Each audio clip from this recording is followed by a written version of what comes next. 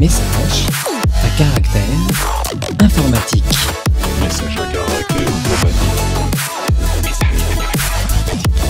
Bonjour et bienvenue dans ce nouvel épisode de Message à caractère informatique.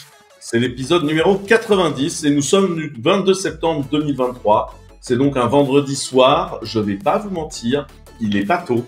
Tout le monde a eu une très longue semaine avec des joies et des moins grandes joies, je dois l'admettre. Mais je suis entouré de gens absolument merveilleux qui pour la deuxième fois se sont connectés, ce qui veut dire que quelque part ils ont aimé. Et oui, je parle de toi, Denis Germain, Dizwindler. Bonjour à tous, oui je suis Denis Germain, Dizwindler, je suis toujours Site Reliability Engineer chez Deezer a priori. Ils n'ont pas révoqué mon compte, donc ça a l'air bon. Et ils n'ont pas encore révoqué mon compte malgré mes playlists. Chacun ses goûts, il y en a pour tous les goûts. Nous avons également un deuxième invité aujourd'hui, Julien Chicken Noodle Soup, G. Bien le bonsoir à tous et à toutes, et bonsoir Quentin, merci de me supporter une deuxième fois, c'est avec grand plaisir que je vous retrouve, et toujours relations publiques chez OVH Cloud. Et nous avons l'inénarrable, le grandiose, le magnifique David Legrand. Bonsoir. David Legrand qui n'est pas du tout dans la même pièce que moi. Notez que moi j'ai dit bonsoir. Bonsoir David. Bonsoir David. Si on fait un débrief rapide de la semaine, en vrai, elle a été longue la semaine. Oui. On se dit qu'on refait pas le coup pour les auditeurs de la dernière fois, et les plaques minéralogiques, les plaques d'immatriculation dans la loi SREN, tout ça, on laisse tomber. Il y a plein de choses à en dire. Ça a été pénible. On n'a pas été déçus du voyage, mais on se dit qu'on fait l'impasse ce soir parce que la semaine a été longue. On risque d'avoir des mots qui dépassent notre pensée. Oui, et puis surtout, s'ils veulent comprendre la vanne sur le chicken noodle soup, il faut qu'ils aillent regarder l'épisode précédent. Tout à fait. C'est important.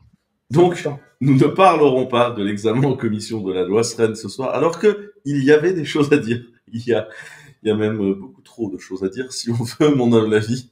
Par contre, nous allons pouvoir débriefer, et c'est là que c'est pertinent, l'événement Microsoft du 21 qu'on attendait. Donc, Panos Panay s'est réellement barré de chez Microsoft pour essayer d'aller redresser LOL Alexa. J'ai cru qu'il allait dire qu'il s'était pané, moi. Oui, pas mal. Merci David. Et oui, Panos c'est parti. Panos qui était le product guy de Microsoft qui était monté au fil des années sur les événements, que ce soit les lancements Surface, jusqu'à reprendre sous sa coupe. On n'a jamais bien compris pourquoi. Windows et effectivement accouché à un moment de ce fantastique Windows 11. Et effectivement, Panos est parti à la surprise générale à quelques jours d'un événement qui était annoncé quand même depuis plusieurs semaines. On l'avait dans le viseur, David. On avait marqué cette date, toi et moi, dans notre calendrier. On savait qu'il y avait un événement Microsoft. Et Panos, d'ailleurs, de ce que je comprends de mes anciens confrères américains, était attendu sur cet événement. Donc c'est passé un truc. Je ne sais pas quoi. Peut-être un jour on saura. Peut-être pas. Sans doute. Et donc du coup, l'événement Microsoft. Donc on avait tous plus ou moins en tête qu'il y aurait de l'IA. Est-ce qu'il y avait de l'IA ? Il y avait de l'IA. Ouh. Denis est extrêmement surpris. Mais sur l'IA, il y a surtout des refusés d'annonces pour le coup. C'est-à-dire qu'ils font que redéployer, enfin en tout cas expliquer ce qu'ils ont déjà dit, c'est-à-dire il va y avoir de l'OpenAI partout. Ce qui est une bonne chose en soi. Je suis pas convaincu par l'intégration à Windows, mais effectivement, les intégrations qu'on peut voir dans Outlook, dans PowerPoint, là il y a aussi GitHub qui a annoncé l'ouverture à tous de Chat Copilot. Donc il y a vraiment des choses intéressantes. En tout cas, je pense que ça va transformer une partie du marché où ça va montrer des nouveaux usages de produits qui étaient ce qu'on a déjà été la semaine dernière. Allez regarder l'épisode. Il y a eu beaucoup d'IA, des annonces. Alors, des annonces repackagées puisque Microsoft avait déjà parlé de son Copilot qu'ils intègrent à Windows 11, puisque je suis ravi de vous apprendre que la semaine prochaine, le 26 septembre, la semaine prochaine au moment où on tourne, 26 septembre, vous aurez une nouvelle version de Windows, un nouveau Windows 11 avec un Copilot qui sera votre nouvel assistant, puisque le précédent assistant que proposait Microsoft dans Windows 10, Cortana, pas très bien fonctionné. Donc effectivement, le retour d'un nouvel assistant, cette fois Copilot avec Bing Chat, et donc basé sur effectivement la technologie OpenAI. Alors je crois qu'avec David, on est un petit peu sceptique sur l'intérêt, non pas effectivement dans des applications bureautiques de type Excel, Word, pourquoi pas, dans Windows au quotidien. On va regarder ça avec attention pour voir l'intérêt que ça peut avoir. Je sais pas ce que tu as là, Quentin. C'est un nouveau jeu. Très joli. Mon attention, c'est très joli. David, un avis du coup sur Non, mais comme je disais tout à l'heure, enfin, globalement, je trouve que l'intégration à Windows n'est pas très convaincante parce que ça fait des trucs un petit peu anecdotiques. Et au pire, ça va être un Bing Chat, donc voilà. Et en vrai, je suis même pas sûr que ce soit du GPT-4. On verra. J'ai pas testé, donc j'ai pas forcément d'avis poussé sur la question.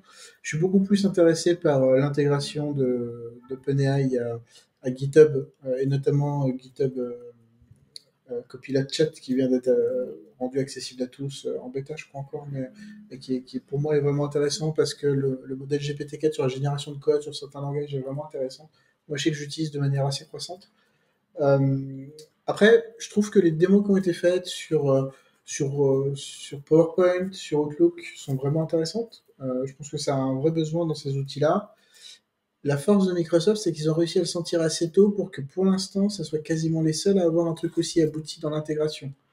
Après, de toute façon, de manière générale, en Office, c'est surtout les seuls à avoir une source Office qui fonctionne. T'as quand même des choses chez Google qui... Je suis en train de hypnotiser tout le monde avec ma bulle de savon. Oui, tu nous déconcentres quand t'as Google qui a quand même un petit peu fait des choses, et on verra... Je suis pas convaincu par Bard pour l'instant, Gemini, on verra ce que ça donnera, mais tu vois, je crois qu'on en parlait la dernière fois. Pour moi, la déception, c'est Apple. C'est-à-dire que on a Apple qui est des fois en avance de phase sur ces sujets, qui là est complètement à la ramasse parce qu'ils ont préféré parler du Vision Pro et en fait, tu t'aperçois qu'il n'y a pas d'annonce particulière sur l'IA. La même Amazon a intégré. La dernière fois, je disais que je voyais pas une intégration tout de suite d'un assistant de type LLM dans des assistants vocaux type Siri tout de suite. Amazon a dit qu'ils allaient le faire avec Alexa, on verra, et je pense que ce sera pas un modèle très complexe, mais en vrai, on va vers ça et on voit que ça avance. Et chez Apple, on voit pas grand-chose pour l'instant, ils disent pas grand-chose. Non, il y avait eu quelques rumeurs à la toute fin de l'été sur il y a un projet de LLM, Siri, top secret, machin. C'est d'Apple Car, on connaît la musique, mais dans tous les cas, pour l'instant, il n'y a rien de concret d'annoncé. Donc, c'est... Non, il y a rien de concret côté Apple, mais nos amis de Microsoft, ils ont effectivement le first mover effect. Alors, ok, a priori, c'est les premiers à dégainer quelque chose d'à peu près cohérent, à l'introduire dans une suite bureautique. Effectivement, il n'y a plus beaucoup d'acteurs, comme le disait Quentin sur le sujet des suites bureautiques. Après, n'oublions pas quand même la propension à Microsoft, malgré le first mover effect, à parfois rater des virages. Microsoft a été le premier à proposer un OS pour les tablettes. Ça s'appelait Windows XP Tablet Edition. Oui. Je pense pas que ça ait fait long feu par rapport à l'iPad. Non, mais avoir effectivement... sont bons. Non, mais clairement, parce que ce que je pense assez intéressant, c'est effectivement l'intégration dans Office, la partie Windows au quotidien. Je demande à voir au moment où on tourne, Microsoft a release la Built Insider avec donc Copilot intégré dans Windows. J'ai hâte de tester ça probablement dans les heures qui viennent. Après, ce nouveau Windows ne fait pas que de l'IA. Il y a des nouvelles fonctions, David. Je sais qu'il y a une fonction qui t'est chère, c'est-à-dire que l'outil backup, qui n'est toujours pas disponible, l'outil backup dont on parle tous les 3 mois à peu près, qui n'est toujours pas disponible pour le commun des mortels, qui n'est pas sous une bêta, revient cette fois-ci dans une nouvelle version. Je vais parler dans une machine, donc je sais pas trop pourquoi, mais ok. Mais il faut que je teste ça. Il revient et il est censé faciliter la migration d'un ordinateur à l'autre. J'ai passé une partie de mon ancienne vie de journaliste à expliquer que Microsoft avait quand même une bande de sacrés tocards, mais s'ils n'étaient pas foutus de faire un outil de backup digne de ce nom. Leur truc date des années 90, il n'a pas bougé depuis. Bon, j'exagère peut-être un peu, mais quand tu vois TimeShift et que même sous Linux, ils arrivent à faire des choses beaucoup plus intéressantes, que ce soit via Borg, via les intégrations à Linux Mint, via tout un tas de choses sur ButterFS et compagnie, et que Microsoft n'est pas capable de se bouger sur le sujet, c'est quand même assez scandaleux. La seule chose qu'ils ont proposé, c'est des intégrations en OneDrive qui étaient complètement moisies. Mais ça, c'est... Non mais David, tout ça, il y a une raison. Il y a une raison, c'est la fin de Windows Home Server. Depuis qu'on a perdu Windows Home Server, il n'y a plus de backup. Mais c'est surtout, ils se traînent de la legacy et niveau priorité, si tu veux. Pour eux, c'est pas une prio bon. La priorité, c'est ajouter, enlever le fond sur MS Paint et pas gérer des backups. Quoi. Alors, moi c'est ça. Si tu veux, arrive dans Paint. Oui, j'attendais mon tour. Ah ben, je comprends.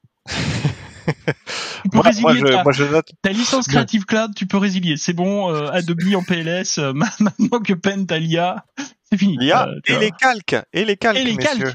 Ouh là là, ça change tout. Game changer. Prochaine version, ils nous mettent des onglets dans Paint. Attention. Non mais ça c'est ce que je disais la semaine dernière. Je trouve que c'est intéressant leur stratégie c'est oldies cool again quoi. C'est-à-dire tu prends des vieux trucs, tu rajoutes. Comment tu le fais bien. Cool.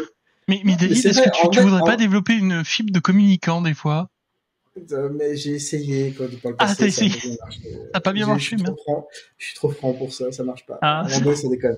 Mais si tu veux, sur le fond, je pense que. C'est-à-dire que vous savez comment David il dit à l'intérieur d'une boîte à quelqu'un que bon, il ne le trouve pas terrible et que c'est peut-être un peu un connard.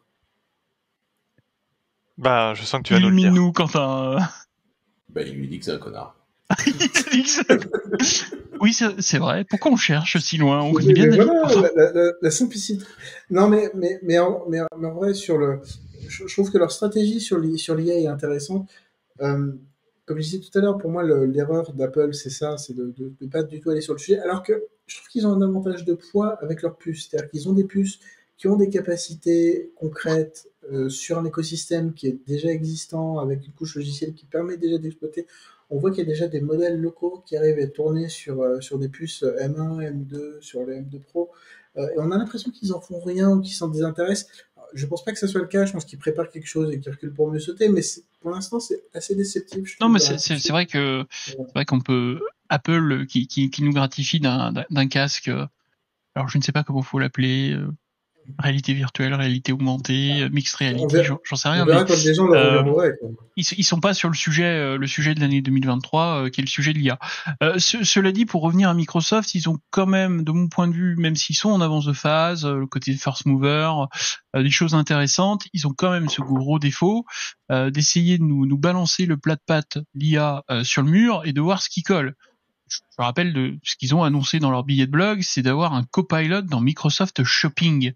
Donc quand tu vas sur Bing pour faire ton shopping, le copilote va te répondre pour te guider dans tes choix pour acheter des trucs. Alors, globalement, mon point de vue, ils ont quand même claqué un sacré paquet de pognon pour OpenAI. Il faut quand même qu'ils rentabilisent ça et le shopping, ça peut aider si tu veux. Donc c'est pas mal. Oui, ça part du principe que les gens utilisent Bing. Oui, maintenant il y en a.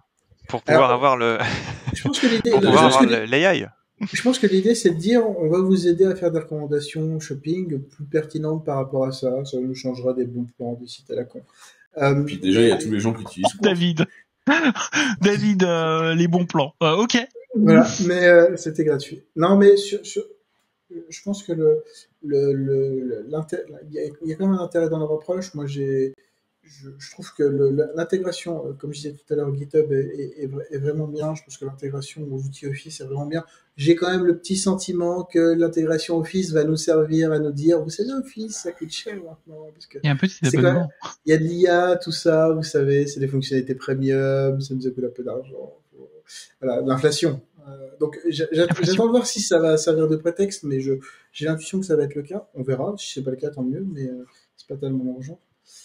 Mais effectivement, je trouve qu'ils ont fait le bon move au bon moment.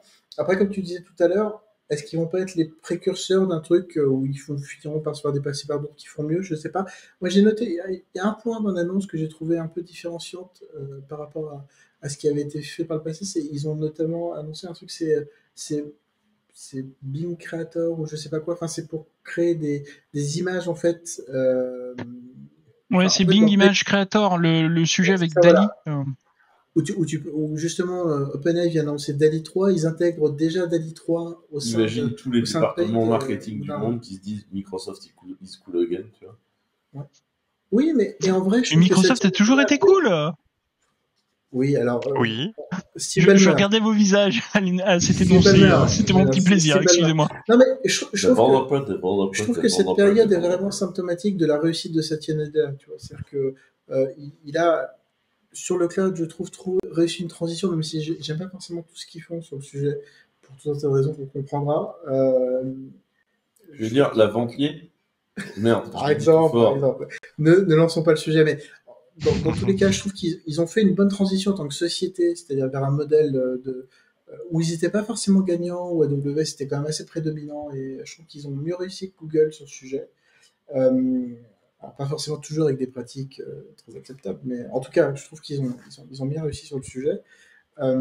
Et je trouve que tout le travail qu'il a fait sur la refonte de Windows, sur l'IA, sur l'intégration de Linux, sur NPM, l'open source, GitHub, avec tout ça qui se rejoint à la fin, je trouve qu'il y a quand même... Voilà, tu comprends maintenant l'intérêt d'un achat de GitHub quand tu vois l'entraînement des modèles, par exemple, et des GitHub Copilot. Je ne sais pas si c'était vraiment prévu dès le départ, mais en tout cas, tu vois qu'il y a une espèce de symbiose finale qui est plutôt intéressante. Est-ce que ça continuera? Est-ce qu'ils seront cool again à GitHub? On sait très bien qu'on est dans un marché de cycle et qu'on aime détester ce qu'on a adoré. On finira par les redétester. Et voilà, mais en tout cas, je trouve qu'ils sont dans un bon mood. Et voilà, même si, pour moi, la partie la plus décevante de la conférence, j'ai l'impression que tout le monde est d'accord là-dessus, c'est les surfaces où il n'y a pas eu grand-chose d'intéressant. Et même si j'ai rien contre avoir une espèce de grande télé tactile chez moi, je quitte la passion de frais, je sais pas. Globalement, à part ce produit-là que je trouve rigolo, pour tout un tas de raisons, j'ai pas été impressionné, je suis vraiment pas impressionné par la Surface, et je comprends pas pourquoi ils gagnent cette ligne de produit où tu as l'impression qu'ils font concurrent leurs partenaires sans rien apporter de vraiment très intéressant. Voilà. Non, mais ça, après, sur Surface, ils ont pu apporter des choses à un moment donné qui étaient innovantes. Maintenant, c'est vrai que ces derniers temps, c'est compliqué. Ils ont quand même. Je ne sais pas pourquoi, à un moment, ils ont greenlighté Surface Duo, le retour du téléphone. Ils en ont fait 2 pour s'apercevoir que les 2 étaient aussi mauvais l'un que l'autre. Moi, je vois un intérêt à Surface Duo. J'ai un ami qui travaille sur une solution de streaming vidéo dont je peux pas trop parler, mais sur un Surface Duo, tu peux faire fonctionner un Windows et un Mac sur les 2 écrans, et c'est super cool. Mais c'est le seul intérêt de ce truc. Par contre, effectivement, sur le fond, en fait, je sais pourquoi j'aime bien un MacBook Air ou un MacBook Pro. Je sais ce qui m'intéresse, c'est ce que je déteste dans ces machines. J'aime pas le clavier parce que il est différent du reste. Mais je sais pourquoi j'apprécie ces machines-là et ce qu'elles apportent de différent. J'arrive pas à comprendre c'est quoi l'intérêt d'une Surface. C'est-à-dire que le firmware, bon, ça déconne. Le hardware est pas beaucoup plus fiable que la moyenne. C'est pas plus impressionnant que ce que tu peux trouver ailleurs. Alors, ok, ils nous imposent pas des espèces de pads tactiles avec des chiffres dégueulasses à la Asus. Mais enfin, voilà, je vois pas c'est quoi. Alors, sur ce marché, ça fait même pas une référence, quoi. Non, t'étais un petit peu là, t'étais un petit peu critique, trop critique. T'oublies que sur Surface, ils ont quand même essayé de leverager un petit peu leurs fonctionnalités dans Windows qui parfois sont sous-exposées par leurs partenaires. Donc ça veut dire Windows Hello, ça veut dire la couche tactile pour le touch, ça veut dire éventuellement tout ce qui va être pour le pen, donc le stylo. Donc non, c'est censé te proposer l'état de l'art, entre guillemets, de l'expérience Microsoft, puisque effectivement, tu es censé avoir toute la goodness de Windows qui est activée. Je suis d'accord, mais j'ai pas l'impression en fait, quand je vois une Surface en vrai, j'ai pas l'impression d'être amazed, quoi. Tu vois, c'est-à-dire que je me dis pas, putain, ce PC, et pourtant, je suis capable d'être vite impressionné par des trucs et d'avoir envie d'acheter des machins, quoi, tu vois. Mais en vrai, Surface, je sais qu'il y a un public pour ça qui a des fans, mais...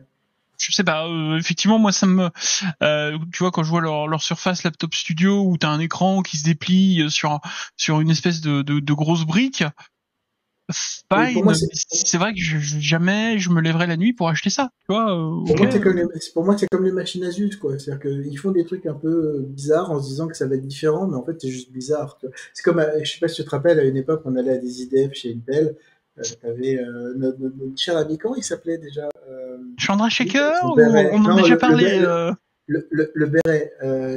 Mouli Eden, voilà. Mouli Eden nous présentait des PC avec 3 écrans, il était très fier, ça servait à que dalle. C'était marrant. Oui, alors je te rappelle que le délire des 3 écrans, est-ce que ça s'appelle pas un Galaxy Flip, tu sais, ou un Galaxy Fold, là, je sais plus. Tu vois, c'est-à-dire que quand tu le refermes, oh là là, t'as un écran sur le dessus. Mais à chaque période, on fait d'autres trucs qui servent à rien, on a l'impression qu'on révolutionne les marchés. Mais après, je pense qu'il y a un public pour ça, pourquoi pas. Mais dans tous les cas, voilà, moi, les surfaces, je suis non, pas mais est-ce que Mouli, alors pour le coup, ce que Mouli présentait, oui, c'était pas toujours forcément utile. Oui, mettre un écran, et d'ailleurs Asus l'a fait. Mais au moins ils essayaient de faire avancer le form factor et à sortir un petit peu justement tous les ODM en fait on fait le même châssis pour tout le monde, on change la couleur ou on vous met une batterie plus grande. Donc effectivement ils ont essayé de faire avancer l'industrie avec des propositions. C'est pas toujours les plus inspirés, on est d'accord, mais qui à la fin il y avait quand même une idée derrière. Si tu veux, c'était de la recherche et c'est pour ça qu'on est montré à l'IDF, mais j'ai un peu l'impression de voir ça. Moi, sur les surfaces, j'ai l'impression qu'ils testent des trucs et que ça marche pas forcément et que les réussites sont pas énormes et je comprends pas ce qu'ils essaient de faire. Et j'aimerais effectivement être un peu plus impressionné par les surfaces. C'est ce qui manque, je trouve, chez Microsoft. Je trouve qu'ils ont réussi sur beaucoup de sujets, mais là-dessus, vraiment pas. Bah, là, leurs annonces surface, c'était qu'un refresh, mais juste pour revenir notamment sur le concept d'écran où les gens doivent se dire mais qu'est-ce qu'Intel allait foutre des écrans à l'extérieur des laptops, pourquoi on avait besoin d'eux, en dehors d'essayer de pousser un petit peu l'industrie, c'était aussi un véhicule pour tester les fonctionnalités stand-by avancé, on va dire, les fonctionnalités modernes de gestion de l'alimentation, c'est-à-dire qu'une fois que le laptop est, comment dirais-je, en veille, il continue à avoir un Wi-Fi actif pour checker la connexion Internet et éventuellement te notifier des emails sans pour autant fumer la batterie en 30 minutes. C'était aussi ça l'idée derrière, donc il y avait un raisonnement. Oui, tu sais, pour plus fumer les batteries des PC portables, on a inventé les Apple M1, M2. Oui, alors tout de suite ton prosélytisme. Où est le M3, David? Il est où le M3 là qu'on attendait Peut-être à famille, j'espère. Mais ce qu'Intel n'a pas été capable de faire, j'espère. Enfin, là, on a eu beaucoup d'annonces d'Intel cette semaine. J'ai pas regardé les détails parce que j'ai pas mal occupé cette semaine, mais ils ont fait beaucoup d'annonces, notamment sur les serveurs avec des CPU à 288 cœurs, de 576 threads, qui sont aussi à Forest. Moi, c'est un CPU que j'ai vraiment hâte de tester et je pense que je vais cramer la CB dès que ça va être dispo. Ah, pas trop. Mais effectivement, c'est vraiment. Enfin, moi, la gamme. Vous pouvez avoir des samples chez les constructeurs, on m'a menti ou comment ça se met mais c'est effectivement 288 coefficient qui, dans un même CPU, on monte à 700 watts quand tu es à 576 threads. Hein, quand même. Mais effectivement, c'est des CPU. Ça sera aussi chaud que ton nouvel iPhone, David, du coup. J'ai pas de nouvel iPhone, moi. Non, mais ton futur nouvel iPhone, tu vois. Alors, je respecte la planète, donc je garde les anciens iPhones. Et une fois que j'ai fini, je les Mère Nature est parmi nous. Merci. Pour que ça puisse. Mais tu sais, j'étais très inspiré par la vidéo de Tim Cook, comme toi. Tim Cook est inspirant dans la même phrase, attention. Ok. Mais effectivement, tu vois, Intel a fini par réagir avec Meteor Lake. Moi, c'est pareil, c'est un CPU que je suis depuis un petit moment et qui m'intéresse parce que ça va pas forcément être la révolution en tant que, je pense pas que ça va être le meilleur produit d'Intel, mais il est symbole d'un shift chez Intel sur la stratégie, l'architecture, le fait de mettre des die différents au sein de la même puce, avec une gestion de l'économie d'énergie qui est différente, une approche de l'IA aussi qui est un peu différente. Mais, donc, je pense qu'il y a des choses qui bougent dans ce sens-là.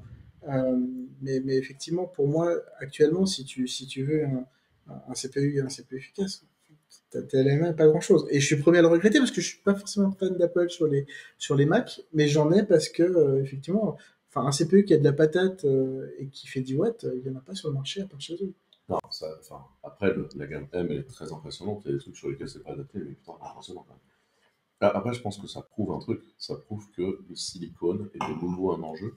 Là où il y a eu globalement 10 ans, on s'est fait chier en fait, à regarder les successions de processeurs arriver. Je pense qu'aujourd'hui, c'est de nouveau un enjeu. Il y a des enjeux aussi sur les périphériques de co-calculation. Je pense aux travaux que l'on fait, nous, notamment sur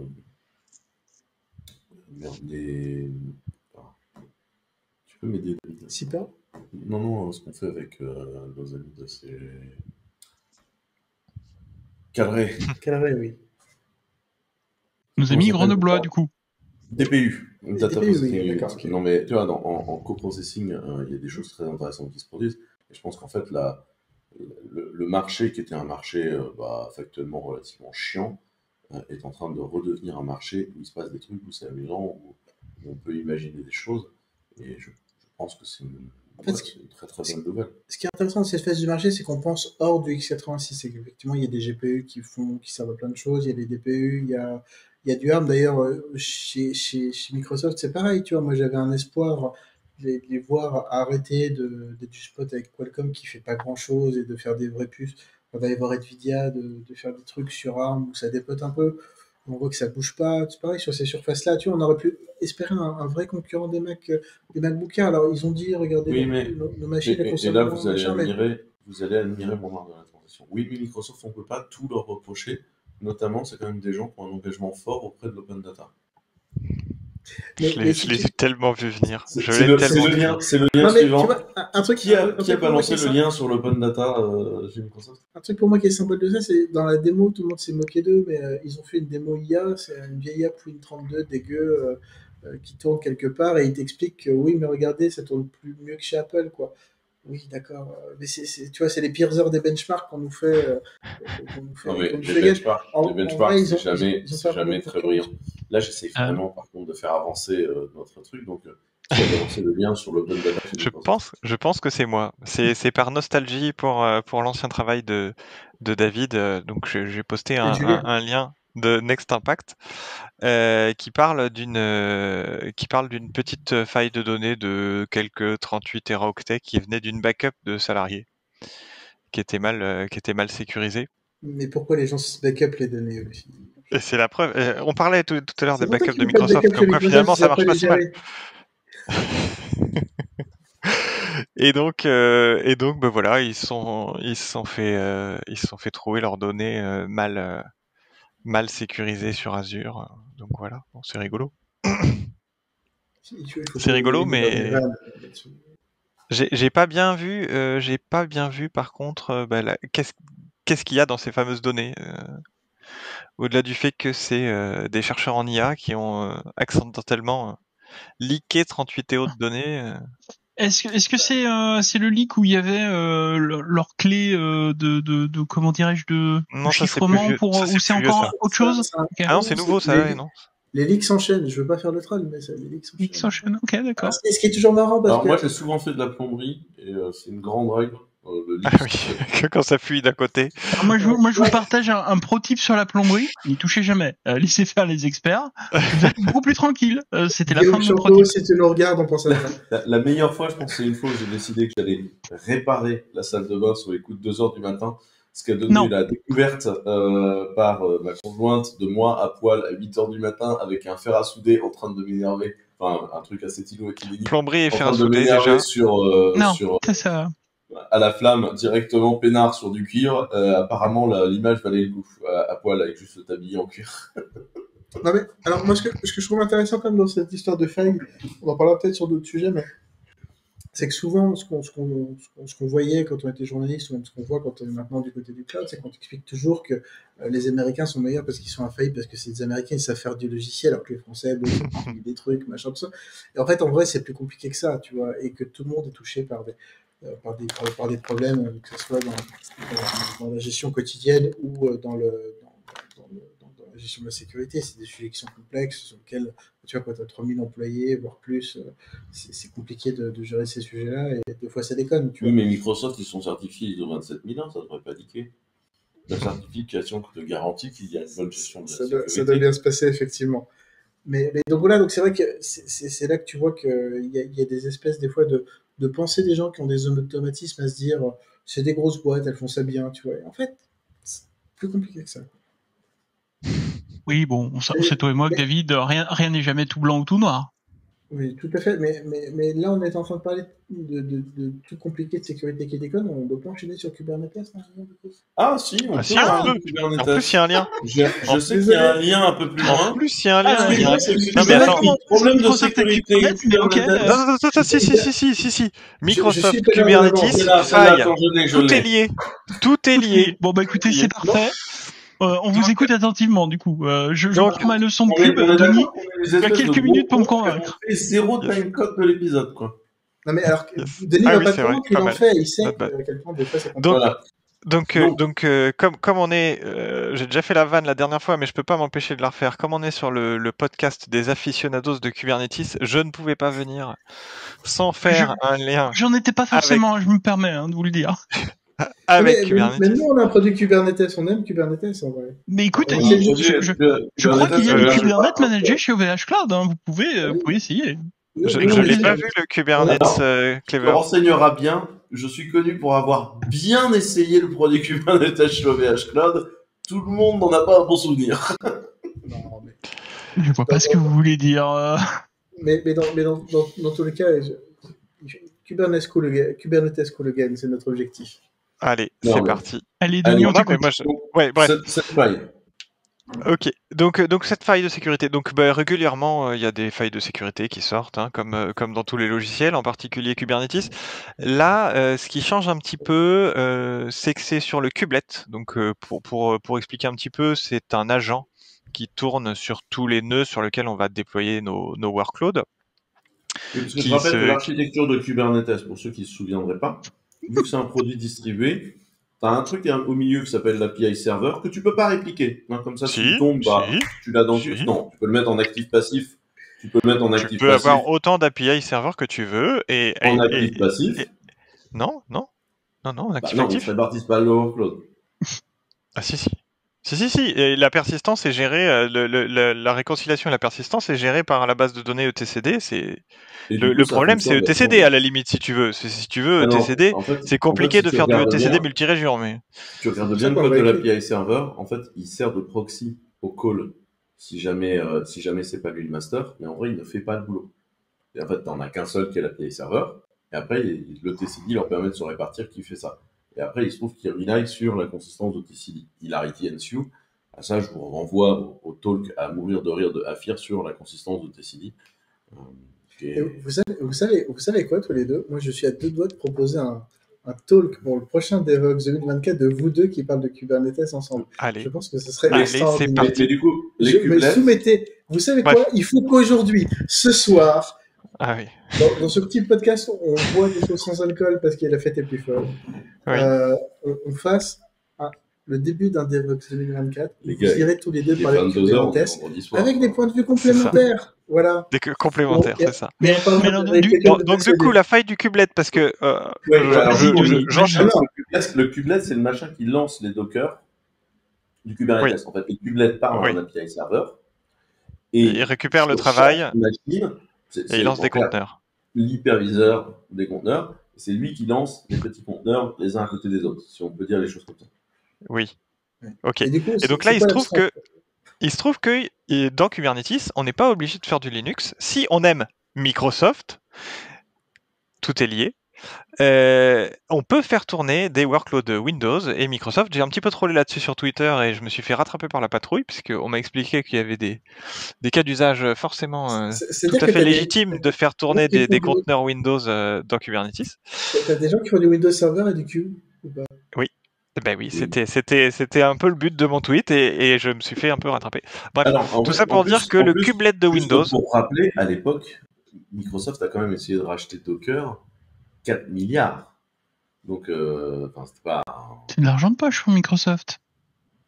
Combien ils ont payé pour Skype? C'était quoi 38, 40 milliards? Tout ça pour jeter la poubelle. Tout ça pour jeter à la poubelle MSN Messenger.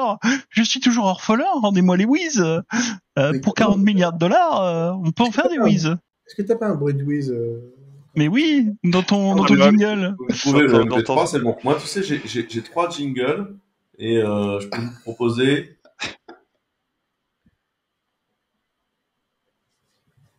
Pas mal. Ouais. Alors, pardon, pour la cohérence, Non, arrête. Je tiens à préciser que ce rachat de Skype, c'était 8,5 milliards de dollars.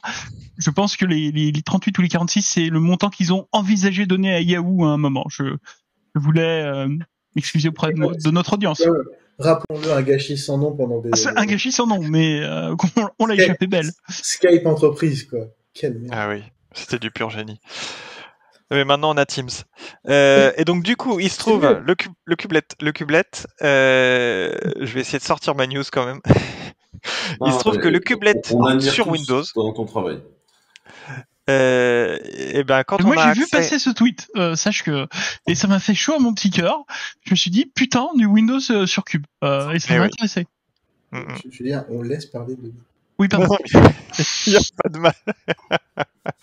Et donc ce fameux kubelet sur Windows, il se trouve qu'il y a une faille qui est quand même relativement sévère, qui permet, une fois qu'on a la main sur le nœud et qu'on peut appliquer des manifestes sur le nœud en question, on peut potentiellement exécuter du code arbitraire à distance, ce qui est quand même assez gênant. Donc voilà, ça fait partie des grosses failles. Chaque année, il y en a une ou deux comme ça bien costauds sur Kubernetes, plus ou moins costauds. Celle-ci est vraiment costaud. Et donc c'est pour ça qu'il est assez urgent. Si jamais vous avez des workloads conteneurisés Kubernetes sous Windows, mettez vite à jour votre cluster. Si votre cluster n'a pas été mis à jour, ces 3 dernières semaines, mettez-le à jour. De toute façon, il y a une faille critique de sécurité tous les 15 jours. Donc, Par contre, je vous invite à regarder, si vous ne l'avez pas déjà fait, Denis, je pense que l'année dernière ou il y a 2 ans, une très bonne conf à Devox sur Kubernetes et la sécurité qui est Oui, bah c'est un petit peu mon mantra. Parce qu'on s'amuse, mais... Oui, c'est un petit peu mon mantra. La première chose que je dis en conférence, sachant que bon, c'est quand même un petit peu mon travail Kubernetes, la première chose que je dis en conférence, c'est si jamais vous voulez faire du Kubernetes, n'en faites pas, sauf si vous savez pourquoi. Mais la première chose que je dis, c'est n'en faites pas.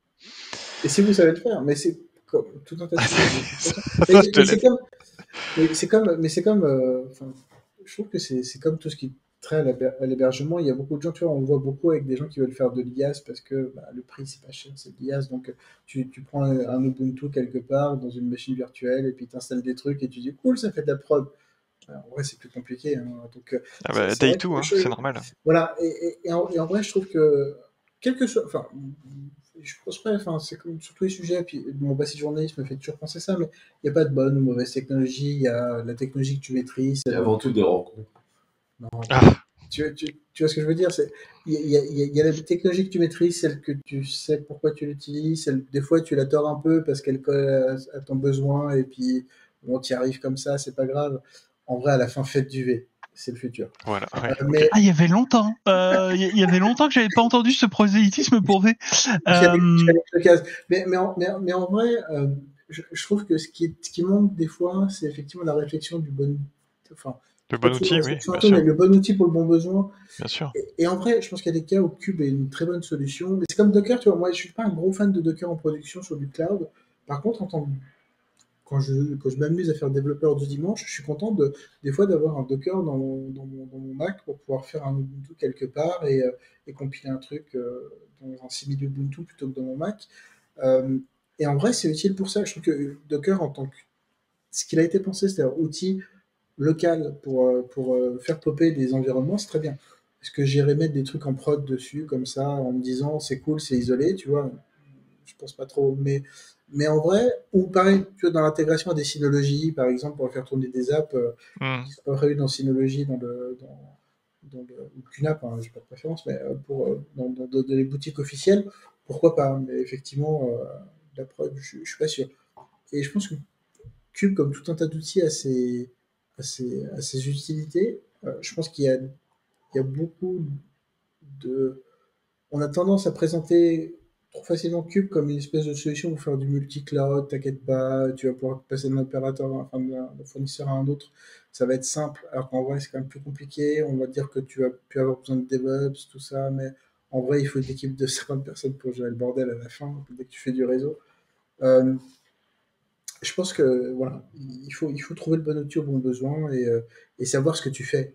Et en vrai, quand tu commences à regarder dans le détail, tout est toujours un peu plus compliqué que les promesses de magie qu'on te fait tout le temps chez tout le monde. Tu vois. Et il faut savoir qu'est-ce que tu veux faire et quelles sont tes limites. C'est beau. Moi, j'ai un autre truc, hein, c'est que il y a un truc qui me choque fondamentalement dans certains agents. Avoir un agent connecté à Internet pour prendre des ordres et laisser tourner en route, moi j'avoue que ça fait mal. Et je pense qu'on peut faire les choses de façon un tout petit peu plus subtile. En tout cas, nous, des comme ça, on peut faire un peu plus subtile. Et je trouve que c'est quand même vraiment triste de faire ça. Mais j'ai déjà dit ce que je pensais de l'architecture de ce machin. Tu peux pas nous le redire quand même? Je suis pas sûr qu'on ait bien compris.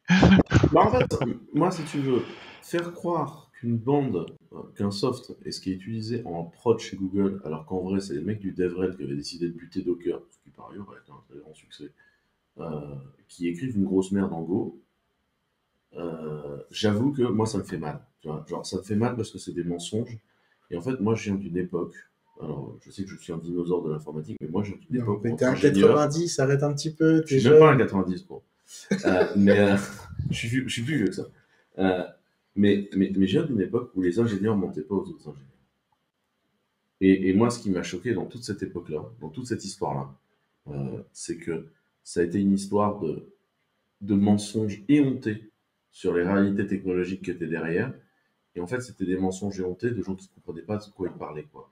Et moi, je me souviens de podcasts, mais à se taper le cul par terre, de gens venus de chez Docker qui t'expliquaient que Docker allait régler le problème de la dispersion technologique d'Android en encapsulant dans des Docker les Android apps. Parce que tu comprends, c'est absolument pas le problème du fait que le hardware est différent et que les tailles d'écran sont pas les mêmes si les applis déconnent sur Android. Tu vois, ça n'a rien à voir avec ça, tu vois.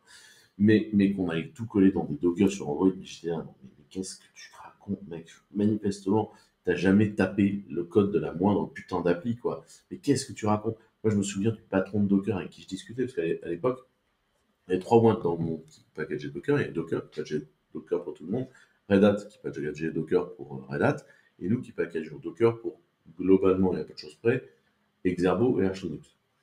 Et moi, je me souviens lui avoir dit, mais en fait, mec, il faut quoi comme option du kernel pour être capable de compiler ton bordel et que ça fonctionne?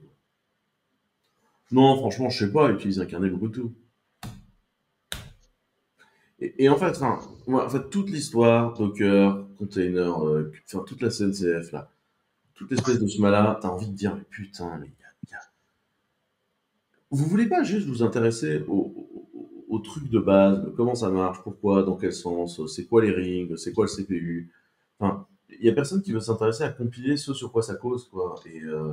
Et non, enfin, je pense que tout ça est est une défaillance culturelle, en fait, au sens littéral d'avoir de la culture. Si tu sais pas compiler ton kernel, fais pas un outil qui traite le kernel. C'est-à-dire tes développeurs JavaScript en Pun, SH 1.0 haut niveau tout en haut, tu compiles pas ton kernel, ça me va. Tu fais un outil dont le runtime principal est le kernel, et au moins un minimum des idées de qu'est-ce que tu utilises comme option, de pourquoi, tu vois. Ouais, voilà, ça me choque. Mais voilà. Moi, je suis d'accord avec Quentin sur un point. Il y a un truc, mais c'est pareil. Par contre, on est en train d'éclater le timing du podcast. C'est pas grave, mais moi, il y a un truc qui m'avait choqué quand j'étais journaliste et que je parlais beaucoup avec les hébergeurs. C'est effectivement, souvent, il y a beaucoup une culture dev, une culture du software chez les hébergeurs, beaucoup une culture de hardware. Et c'est vrai qu'on a du mal. Et moi, c'était un peu quand j'ai arrêté d'être journaliste et que j'ai voulu un peu plus refaire du hardware, d'en faire mon métier autrement, c'est-à-dire autrement qu'en étant de l'autre côté de la barrière, c'est-à-dire analyser les CPU pour dire aux gens ce qui était bien, mais plutôt me confronter un peu au réel de la mise en prod, dans des infras et compagnie. J'avais remarqué qu'il y avait, même si tu as des équipes R&D ou hardware chez les hébergeurs ou même dans des équipes diverses dans nos métiers, il y a une culture qui est encore assez faible là-dessus. C'est-à-dire, tout le travail que nous on pouvait faire en tant que journaliste, je veux dire, tu vois, j'ai l'impression que ça rentrait pas dans ces métiers-là, ou alors de manière assez superficielle. Et c'est quelque chose que moi je regrettais beaucoup. Et je trouve que des fois c'est compliqué de faire parler le software et le hardware, on manque de pont entre les deux, et que voilà, je pense que ça reste des choses nécessaires. Ouais, on s'éloigne avec Kubernetes. Bon, moi je vous propose, après avoir parlé de Microsoft, parlons du deuxième géant. Il y a eu d'autres annonces. Et des annonces qui concernaient à fond, David. Nouvelle version d'iOS, nouvelle version d'iPhone. Qu'est-ce qui se passe chez Apple? Qui a envie de nous faire un résumé top chrono des annonces d'Apple là? Alors, Julien a son nouvel iPhone. Donc c'est le seul qui peut nous en parler techniquement, parce que nous, on n'a pas reçu le nouvel iPhone. Ça va, le outing, David on est bien. Il faudra que je rappelle une nouvelle fois qu'on ne fait pas ça. Qu'est-ce qu'il y a de nouveau? Est-ce que tu peux nous montrer? Est-ce que tu peux nous montrer la boîte? Non. Nous dire que ça existe? Mais non, mais c'est le monde fantasmagorique de David. Laissons-le à ses fantaisies. Qu'est-ce qu'ils ont annoncé chez Apple? Ils ont annoncé des trucs un peu sympas. La blague, c'est pour la blague que tout le monde le sache. Moi, je reçois le mien lundi. Et du coup, genre, je rageais parce que j'ai vu Julien avec le sien. Peut-être, tu reçois. Voilà. Qu'est-ce qu'on peut dire sur les nouveaux iPhones? Bon, un nouveau matériau pour les Pro et Pro Max, le titane. Alors, l'aspect esthétique c'est un sujet, la durabilité c'en est un autre. C'est plus léger, donc ça permet de quelques grammes qui peuvent être sensibles sur un Pro Max, pourquoi pas. Sur les Pro Max, toujours un écran qui est plus étiré parce que les bordures sont plus fines, donc on gagne un tout petit peu en lisibilité, ça peut être sympathique. Nous avons un nouveau, je le signale, vous le verrez peut-être en Apple Store. Peut-être que je suis passé en Apple Store et que je l'ai vu. Je vous laisse le voir de visu et vous me direz plus tard. On a un nouveau SoC, nouvelle puce. David, est-ce que tu veux parler de cette nouvelle puce? Le SoC, c'est un peu ton amour, David. Oui, alors je t'avouerais que j'ai pas trop regardé les détails de la nouvelle puce, donc ça va être compliqué pour moi d'en parler. Est-ce que Julien, tu as regardé les détails de la nouvelle puce, vu que manifestement David n'a pas fait son travail? Ben, je suis un petit peu désolé, je comptais sur lui, mais oui. Donc alors, il y a une technologie de fabrication annoncée, 3 nano. David nous dira ce qu'il en pense. Je t'écoute, David. C'est du 3 qui vaut du 7, mais oui. Non, mais alors c'est toujours pareil. Ils affinent la finesse de gravure, c'est tant mieux. Moi, j'ai toujours un problème avec effectivement les dénominations marketing 3 nanomètres qui sont toujours trompeuses. On le sait, on a parlé de nos social métiers, mais c'est du marketing avant tout. Mais en tout cas, les finesses de gravure s'affinent, l'efficacité énergétique s'améliore, tant mieux. Voilà. Mais bon, effectivement, c'est toujours compliqué d'aller expliquer quelles sont les efficacités réelles de ces technologies par rapport à d'autres. Donc, voilà. Mais effectivement, alors c'est uniquement sur les Pro Max, hein, je crois qu'ils ont changé la puce. Oui, ça va être les Pro et les Pro Max. Effectivement, le modèle de base, l'iPhone 15, tu n'as pas le A17, hein, puisque c'est le A17 Pro qui. Je crois qu'on le vend comme plus performant qu'un processeur Intel desktop. Ou qu'un même M1. Tu vois, c'est toujours, pourquoi ignorer qu'AMD existe? Pourquoi se comparer à Intel et pas comparer à du Ryzen? Moi, je suis un peu triste. Parce que Ryzen, ça consomme 100 watts, hein, mais oui. Comme tu vas. Alors, en fait, moi, c'est toujours le problème que j'ai avec la comparaison desktop. Je disais ça sur les Ryzen. Moi, je sais que j'ai beaucoup comparé les M1 à des processeurs Zen 3 Seeker, hein, parce que, grosso modo, les niveaux de perf étaient à peu près similaires.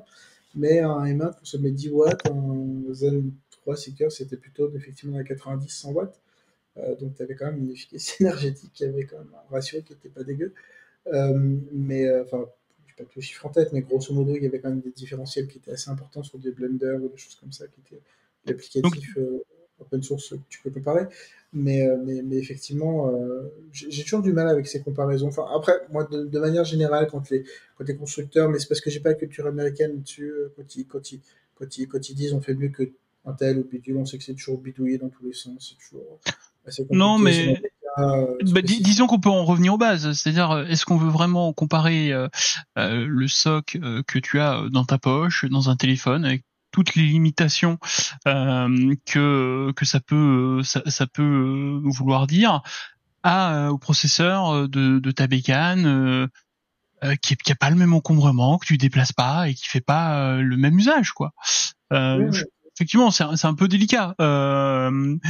Si on revient au A17 en termes de CPU pur, tu as 2 high performance core, donc sont annoncés comme un peu plus rapides. Tu as 4 high efficiency core pour la partie un petit peu plus tu vois, standby low power. Ça peut être 3 heures et demie, quoi. Comment tu dis? Ça peut être 3 heures et demie, quoi. 3 heures et demie, ouais. Ah bon, c'est pas un seeker, David, du coup, parce que 2 plus 4, je comprends pas. Nouveauté côté Neural Engine qui sont, alors tu vois, autant je crois que le marketing d'Apple était assez timoré dans les annonces de gains de performance sur la partie CPU, autant sur le Neural Engine, alors là c'est 2 fois plus rapide. Bon, ok, à voir. Et après t'as la partie GPU qui évolue, notamment puisque sur les seekers GPU tu vas avoir le support du fameux Ray Tracing, David. RTX. Alors, ce que j'ai pas compris d'ailleurs, parce que en fait pendant la conf ils ont présenté ça comme quelque chose de nouveau. Ce qu'il faut savoir, c'est que dans Metal, tu as le support du ray tracing depuis assez longtemps. Il est supporté par les puces Apple depuis un petit moment. Donc je sais, alors j'ai pas regardé dans le détail ce qui était nouveau vraiment sur une nouvelle puce. Et je sais pas s'ils l'ont vraiment dit, mais tu as déjà des accélérations ray tracing qui étaient présentes, je crois, dans les anciens GPU Apple. Là, a priori, la nouveauté, c'est que tu as du ray tracing matériel. Oui, mais c'était déjà le cas avant, en fait. Tu avais déjà des accélérations qui étaient présentes précédemment. Après, peut-être que maintenant, c'est vraiment efficace et qu'avant, c'était compliqué. Je t'avouerais que moi, le ray tracing sur des puces mobiles, j'y crois toujours moyen et ils nous montraient des exemples. Non, c'est-à-dire que quand ils vont nous faire une Apple TV avec le A17 Pro, pourquoi pas, tu vois? Oui, après, si tu veux, moi, ce que j'ai dit, et je trouve ça assez vrai, c'est je pense qu'il y a un petit côté, le nouveau iPhone is the new Switch, quoi. C'est-à-dire que tu as une espèce de console mobile dans la main, il manque effectivement pour la connecter à une télé, mais comme tu as un port USB type C, maintenant tu peux la connecter à une télé. Oui, sauf que pour l'instant, elle ne sait pas s'en servir de la télé. De quoi? Sauf que pour l'instant, ton iPhone ne sait pas se servir de la télé, il ne sait pas quoi en faire. Je sais pas, il faudrait que je teste pour vérifier, mais c'est un USB type C, donc tu as du DisplayPort, donc techniquement tu peux. Tu as du DisplayPort en sortie, hein, Quentin. Donc, Ouais, ça doit. Il faut faire des tests, mais en principe, dans les specs, pour m'y être un petit peu intéressé, en sortie, tu es bien sur du DisplayPort, donc ta télé, ça doit marcher. Tu le prends sur un écran USB Type C, tu mets une manette sans fil. Est-ce que ça dépend de console de jeu? Je sais pas. Je trouve que ce qui manque encore un peu, effectivement, à l'écosystème Apple, c'est des vrais jeux. Alors, il y a eu quelques annonces, ils accélèrent un peu sur le sujet, mais c'est quand même assez poussif. C'est-à-dire, de tête, ils nous ont parlé d'un Assassin's Creed Mirage, non? C'est pas ça dans la conf? Moi, ma référence, c'est Mario Kart. Tu vois, le seul Mario Kart que j'ai trouvé sur Apple Arcade, c'est Family Guy. C'est quand même pas pareil. C'est marrant, mais Family Guy, Mario Kart, c'est quand même. Ouais, bon. Et après sur. J'ai du mal à faire jouer à mon fils de 6 ans à Family Guy, quoi. Tu vois.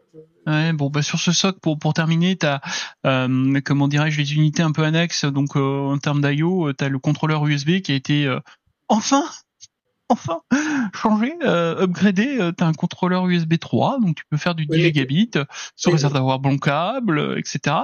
Donc ça, c'est nouveau. Et puis tu vas. Du coup, de plus en plus d'avoir un iPhone qui en fait te servirait de surface de travail à partir du moment où tu as une espèce de workstation que tu pourrais plugger et avoir un iPhone qui fait tout serait.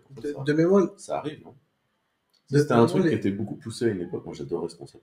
De mémoire, les 10 gigabits, c'était déjà le cas sur Lightning. Non, t'étais en 480 mégabits avec un contrôleur USB 2 depuis.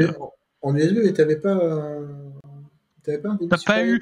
Tu as eu. Alors, je crois que tu as eu de l'USB 3 sur les iPads pour le Lightning. Okay. Voilà. Mais on termine par les blocs vidéo, puisqu'ils ont revu. Alors, faudrait s'y repencher un petit peu plus avec plus d'intérêt, mais ils ont revu tout ce qui est compression, etc. ou des compressions avec l'AV1. Et je pense que ça peut être assez intéressant, notamment pour des gains d'autonomie quand tu vas regarder des films. Hein. J'ai hâte que nos amis de VLC portent David sur ce sujet. David, qui est une très bonne librairie, disons-le, rien que pour son nom. Ah bah, avec un prénom pareil, effectivement. Donc ça, c'est les nouveautés.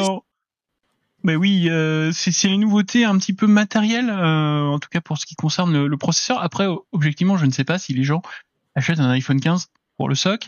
On retiendra également effectivement la connectique USB. 15 pour le SoC.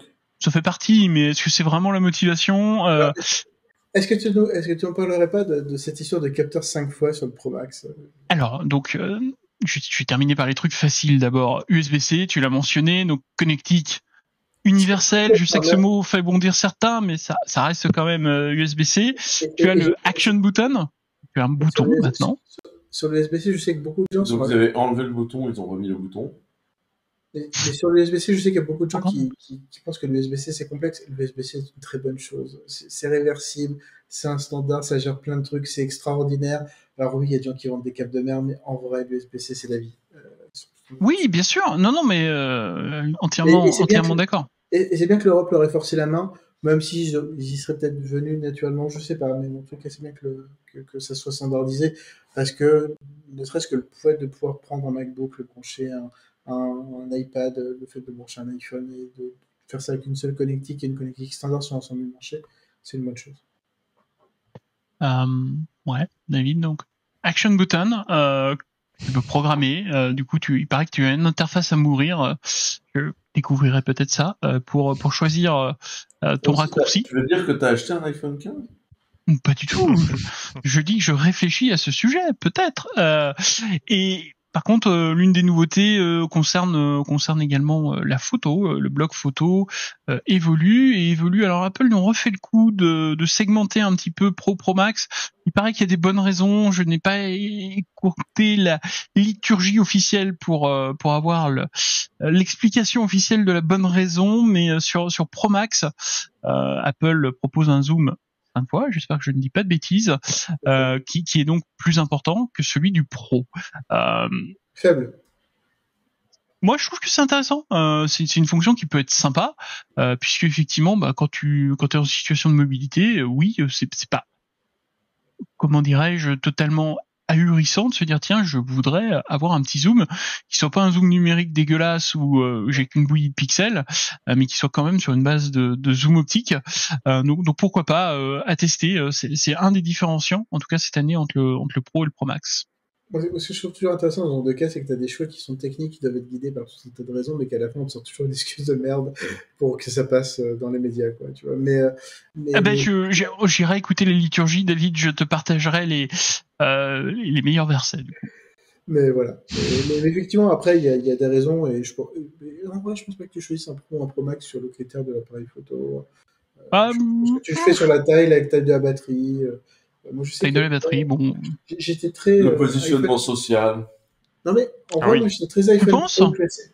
J'étais très iPhone Pro classique. Non. Moi, je veux dire, je passe ma vie à croiser des gens qui ont un iPhone Pro dont ils se servent pas. Mais c'est probablement pas du tout pour le positionnement social. Un exemple tout bête, moi, j'étais très iPhone Pro. L'écosystème Apple, bien sûr. Après, je fais partie de ces gens qui sont plus ou moins prisonniers de l'écosystème Apple en étant plus ou moins heureux. Donc, j'ai pas envie de cracher dans la soupe, tu vois. Ce serait le mauvais goût. Mais tu vois, moi, je sais que pendant longtemps, j'ai pris un iPhone Pro parce qu'effectivement, quand t'es en salon, quand tu as besoin de faire de belles photos et compagnie, c'est quand même assez confort. Et j'étais très iPhone Pro pendant longtemps. Ouais, pour ton compte Tinder, tu vois. Moins, parce que je suis marié depuis longtemps. Mais fais voir ton alliance, David. J'ai perdu mon alliance cette semaine. C'est pas beau de se moquer. C'est moche. Mais effectivement, moi, j'ai testé le Pro Max sur les conseils de Quentin en plus. Pour le coup, il m'a dit Pro Max, tu verras, c'est bien, c'est plus grand. Et moi, j'étais pas sûr. Et en vrai. Et parfois, la taille, ça compte. Parfois, je veux dire, quand il s'agit de rédiger des mails peinards sur ce téléphone, t'es bien avec. Voilà. Et en vrai, je me suis fait. Voilà. Moi, ce qui m'intéresse d'ailleurs dans le Titan, c'est de voir justement la différence de poids, voir si elle est sensible ou pas, outre la question du matériau et compagnie. Enfin, voilà, tout genre de choses. De toute façon, moi, si tu veux, le matériau, la couleur, je m'en fous. C'est derrière une coque, c'est protégé de partout. Donc voilà. Les couleurs, c'est un peu le. Donc si on termine sur la photo, donc t'as effectivement sur le Pro Max un zoom 5 fois à 120 mm et t'as un capteur 48 mégapixels qui doit être commun, lui, Pro Max. Sur les couleurs, pour passer les voir de visu, ça reste le parent pauvre des iPhones cette année. Pas parce qu'il y en a un sur ton bureau. Pas du tout. Bah non, mais non, il y en a pas sur mon bureau. Moi, j'en ai pas vu en vrai encore, mais on a un Apple Store à côté de l'appart. Allez-y, allez voir. Je pense qu'on ira demain matin. On fait Mais effectivement, Apple, je terminerai juste là-dessus pour le côté un peu, tu vois. Alors, je sais pas s'il faut dire fashion, mais le coloris de l'iPhone, c'est quand même sympa. Moi, les couleurs cette année, c'est sombre. On a le choix entre gris, noir, bleu foncé et blanc. Surtout sur les Pro Max, ils ont fait un peu de couleur sur les classiques, mais sur les Pro Max, ils sont restés très très bas. Il y avait une rumeur qui disait que ça y avait avoir un Dark Red. J'étais hypé de fou. Ouais, pareil. Mais il faut pas croire les rumeurs. Mais il y a un autre sujet sur lequel ils ont fait un changement, c'est sur les coques de protection. Julien, est-ce que tu as un avis sur le sujet? Le Fine Woven. Je n'oublierai pas la présentation officielle du Fine Woven. Écoutez, il est tard, bougez pas. Je vais récupérer ma petite liturgie, une autre. Il y a beaucoup de liturgies. Tu veux dire la liturgie où ils t'ont expliqué qu'ils arrêtaient de faire du cuir et ils ont expliqué à Hermès mais oui, faire du cuir. Ouais, ça, je me suis bien fendu la gueule parce que j'ai imaginé, moi, la tronche des mecs d'Airbus qui sont revenus de la réunion avec Apple. On leur expliquait, faut pas faire du cuir, faut faire du plastique. Et qu'un mec a dû se tourner vers, et Roger, tu sais faire du plastique, toi? Ou comment ça se passe? Bah, écoutez, s'ils veulent absolument qu'on injecte une merde et qu'on la vende 1000 balles aux gens, bah. Alors, Quentin, doté d'une texture douce et durable, s'assimilant au daim, la coque anti-sèche-fin en coton microsergé, j'ai appris ce mot, raffiné, coton donc microsergé raffiné, assure la protection de votre iPhone. Le matériau peut présenter des marques d'usure avec le temps. L'interaction avec des accessoires MagSafe laissera de légères empreintes.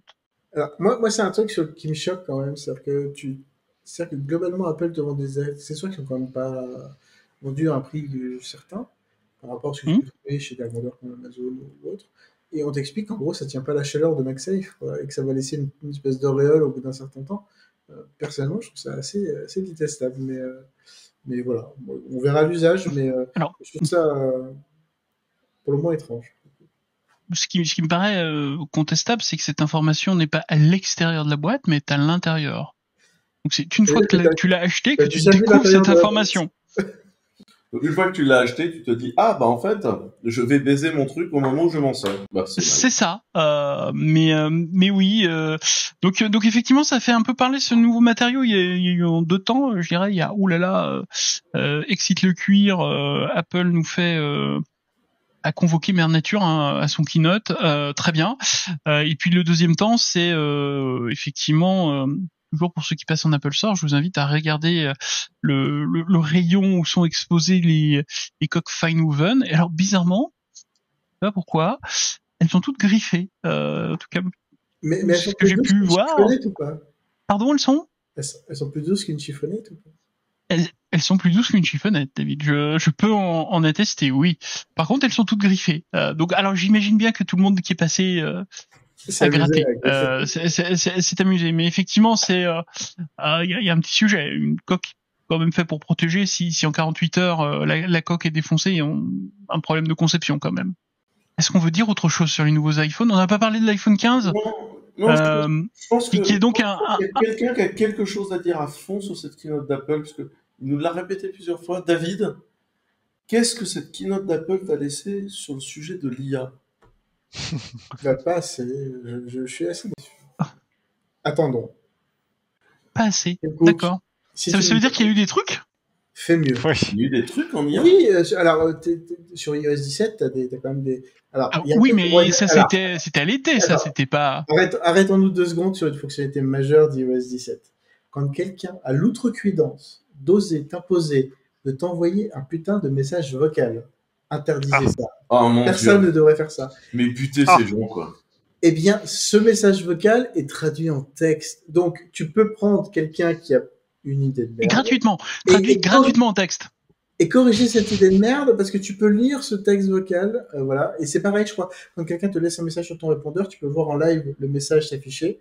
Alors, je crois que c'est pas disponible en France, il faudrait que je vérifie, mais globalement, l'idée, c'est que quand quelqu'un te met un message sur ton répondeur, tu le vois en temps réel s'afficher et tu vois si le message est plus ou moins intéressant et donc si tu prends quand même l'appel ou si tu le laisses parler à ton répondeur. Oui, c'est comme quand avant ton répondeur était posé sur ta table basse, que t'entendais les gens et que tu disais ah non mais Roger, non mais je suis là, j'étais dans la cuisine, mais je te filtre pas, Roger. Du coup, 90, il y avait déjà des répondeurs à cette époque, ou encore des répondeurs à cette époque plutôt. T'as jamais vu ça? T'as jamais vu le dîner de con?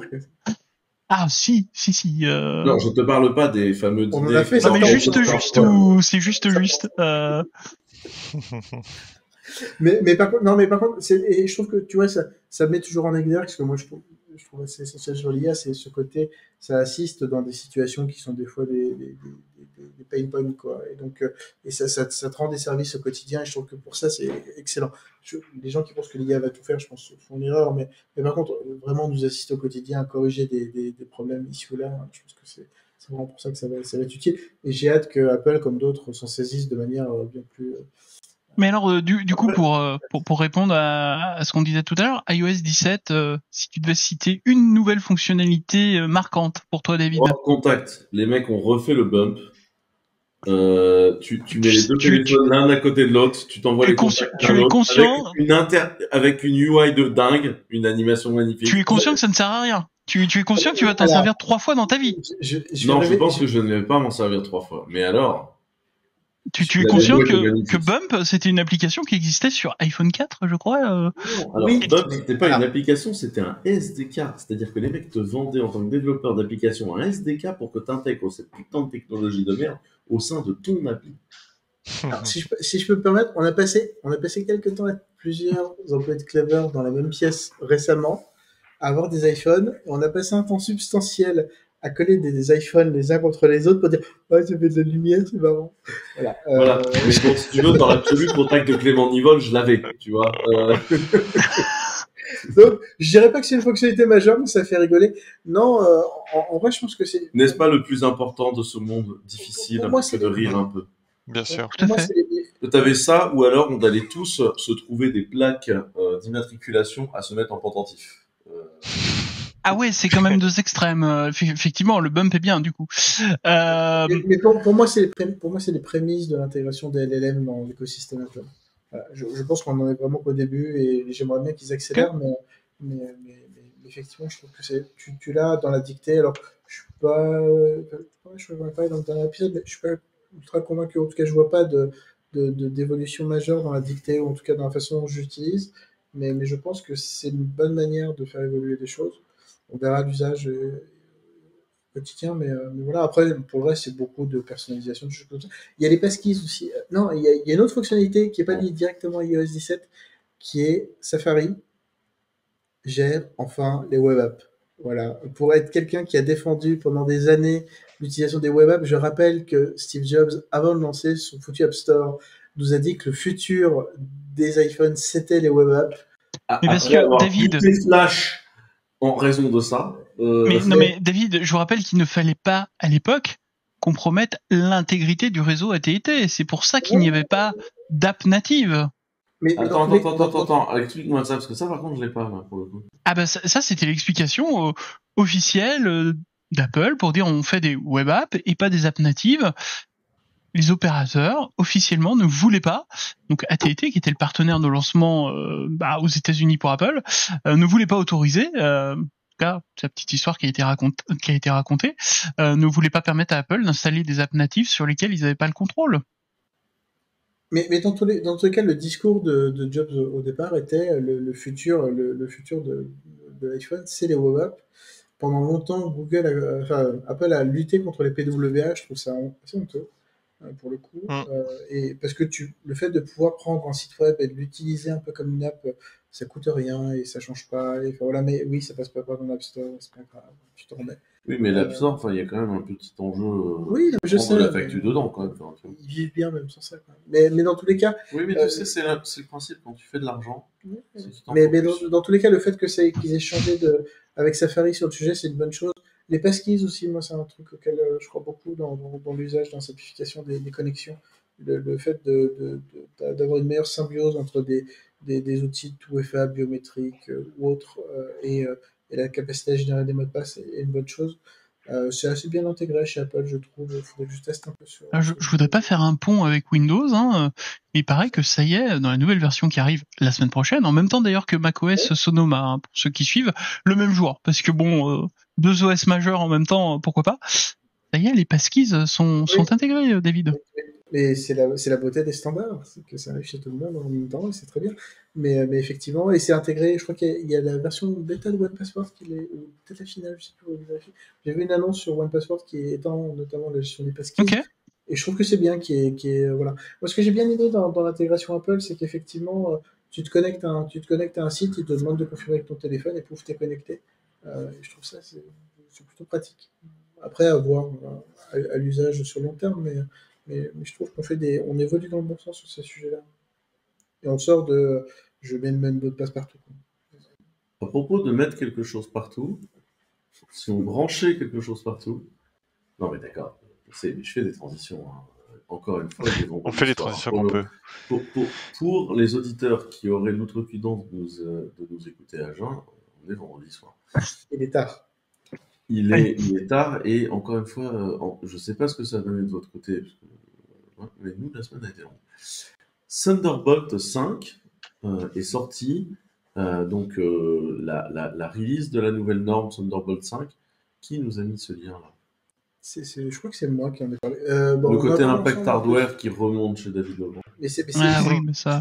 On monte à quoi? À 270 watts? Je sais plus, montre-moi sur l'écran. 120 gigabits, David, 120 gigabits. Non, alors ma première réaction, est-ce qu'on a vraiment besoin de tout ça? Mais il faut rappeler que Thunderbolt a cette capacité de fonctionner en série, donc on peut alimenter plusieurs équipements les uns derrière les autres. Est-ce qu'on rappellerait pas la genèse de Thunderbolt?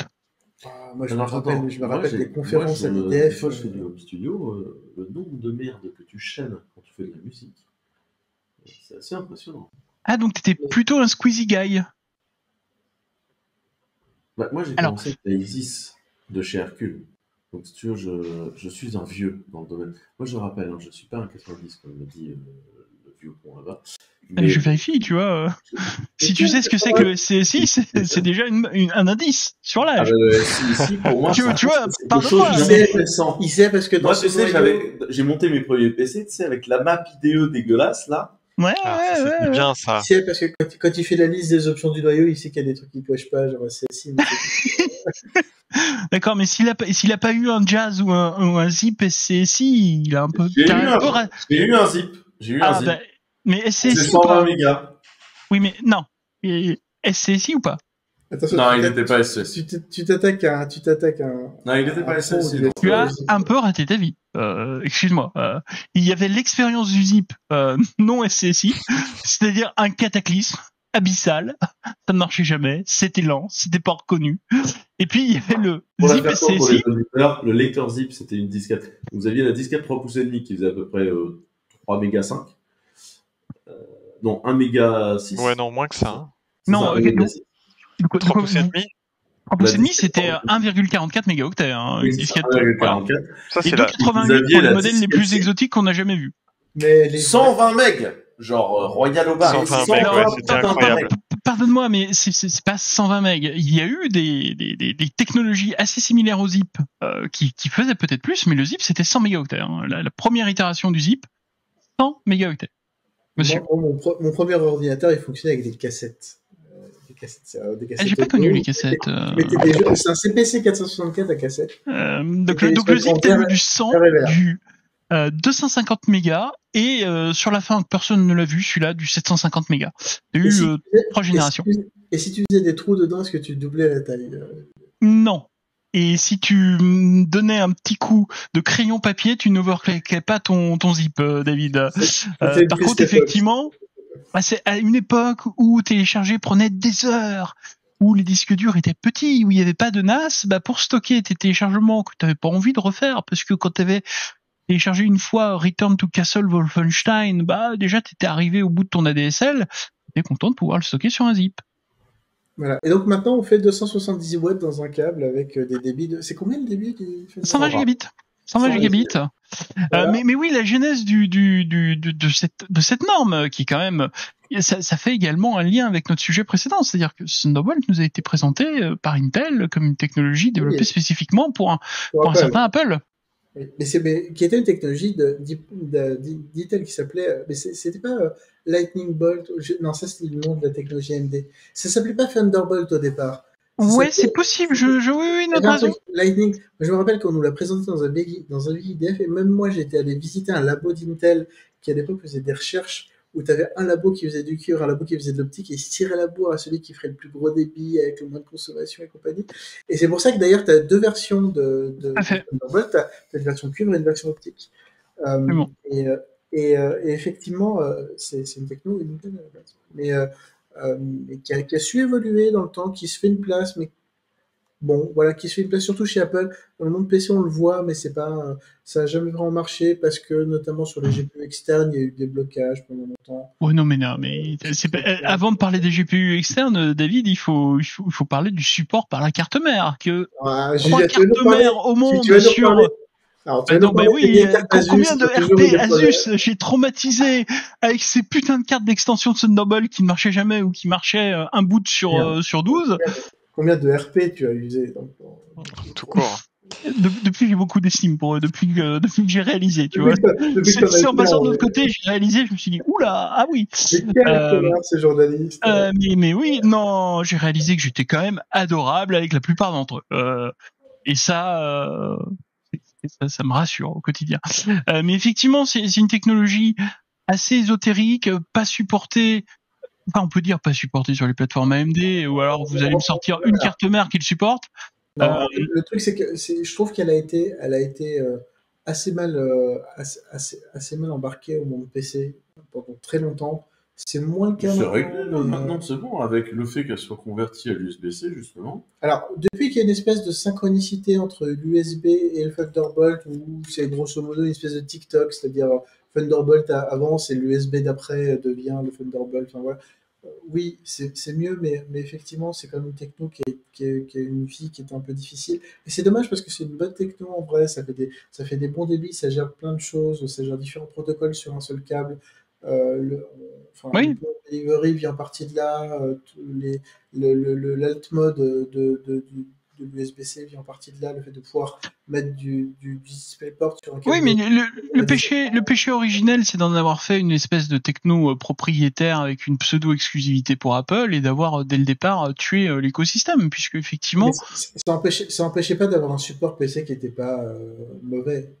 Non, il fallait ouvrir le standard quand même. T'as une vraie tentative côté Apple de garder la techno pour eux, et c'est vrai que ça fait... Je pense que depuis USB 4, ça a été réglé, c'est-à-dire que USB 4, c'est Thunderbolt 3, et je pense qu'on continuera à avoir cette espèce de parité dans le temps. On verra, là, ils font évoluer le standard, je trouve que c'est intéressant. Je sais pas si on a vraiment besoin de Thunderbolt 5 en pratique. Ce serait intéressant de voir les cas d'usage. Oui, mais en pratique, ce Thunderbolt 5, on aura... Pour brancher tes 4090 en externe, David. J'ai pas de 4090, moi, Julien. T'as pas de 4090, David 4090. Je suis un peu déçu. Bah oui, tu sais. Je me contente de peu dans ma vie. Donc la norme est sortie. Non, je fais avancer les dossiers quand même. Oui, merci.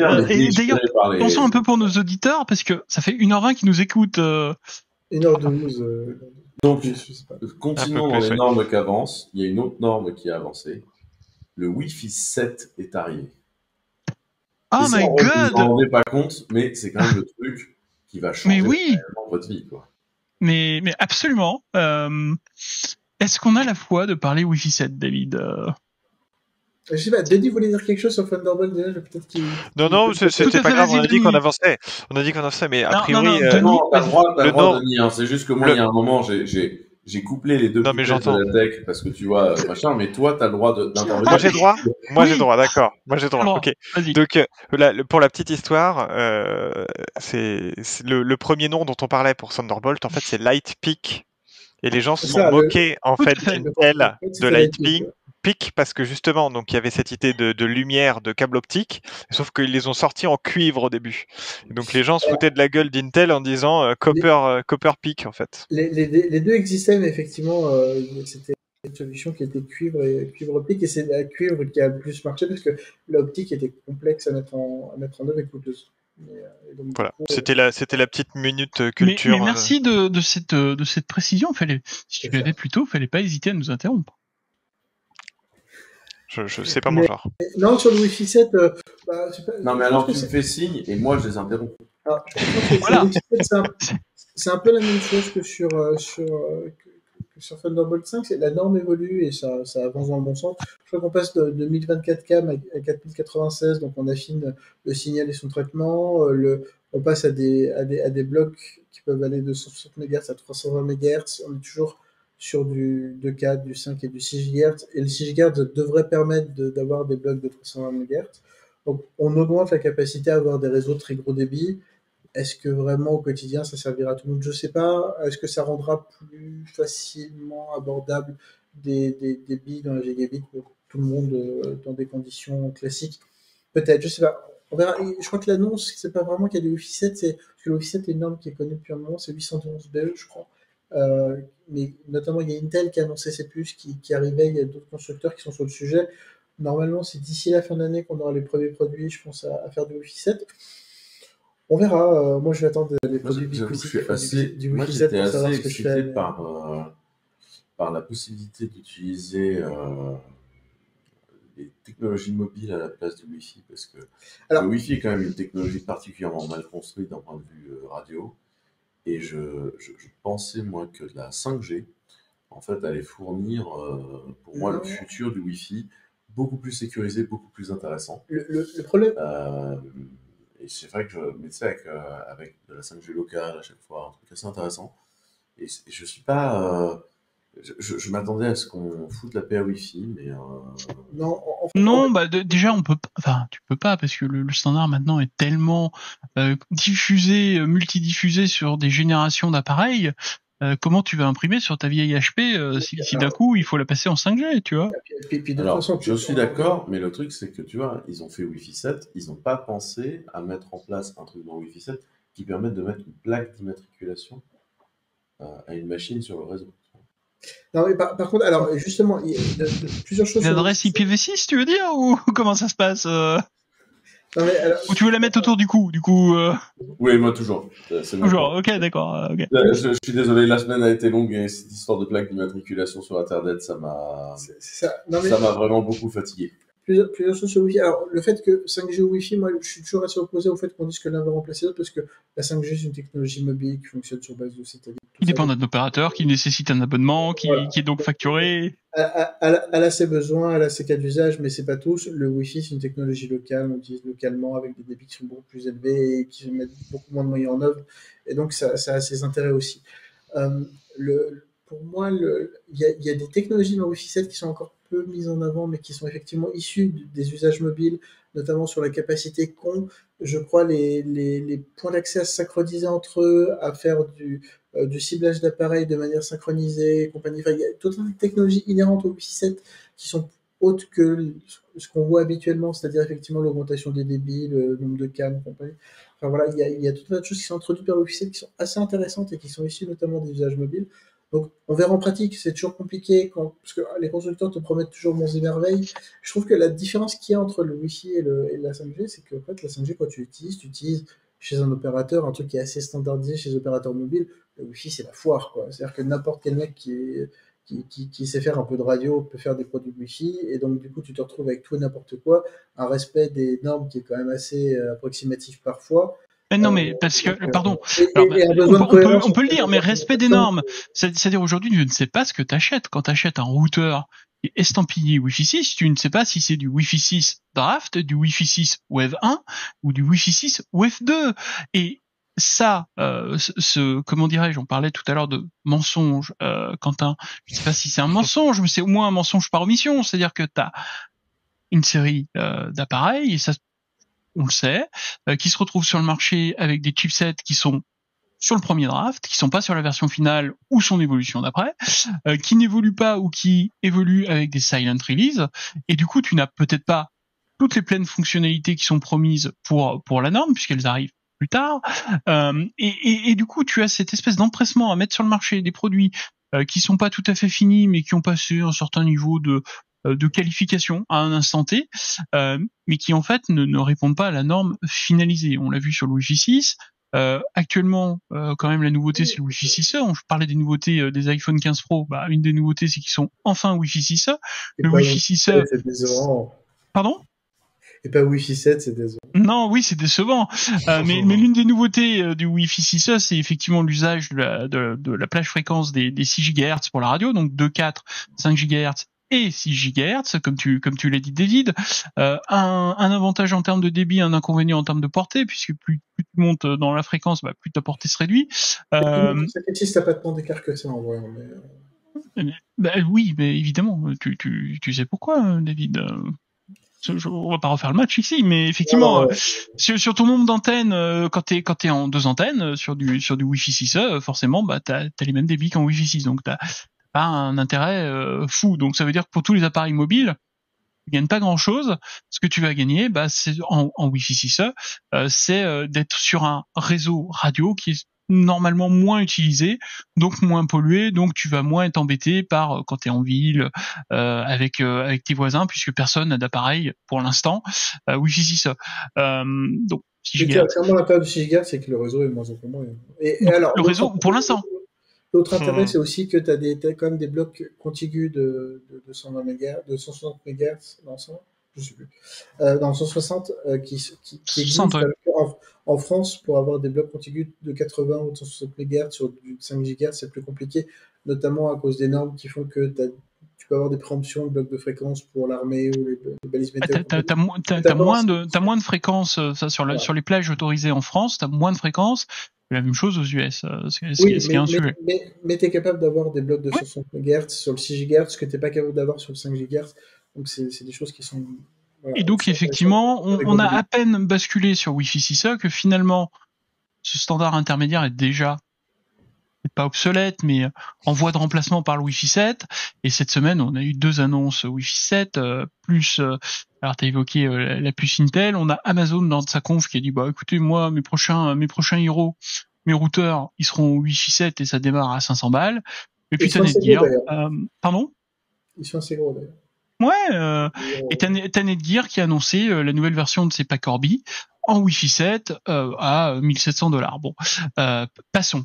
Mais effectivement, les constructeurs... Alors, c'est toujours du paper launch parce que en vrai, Netgear, pour parler d'eux, ils ont toujours pas réussi à livrer leur Nighthawk Wi-Fi 7. Donc, Orbi Wi-Fi 7, je sais pas quand ils le livreront aux US, et encore moins en France, versus les autorisations dont ils ont peut-être besoin pour les plages radio. Mais donc, t'as cette course en avant, sur un standard qui est, le standard Wi-Fi, ils font un bon boulot, la Wi-Fi Alliance, ils le font évoluer assez régulièrement. Par contre, effectivement, tu as l'envers du décor, un peu comme le consortium HDMI, c'est-à-dire qu'effectivement, tu as des évolutions de la norme, des évolutions intermédiaires, et tu as des trucs qui supportent plus ou moins, etc.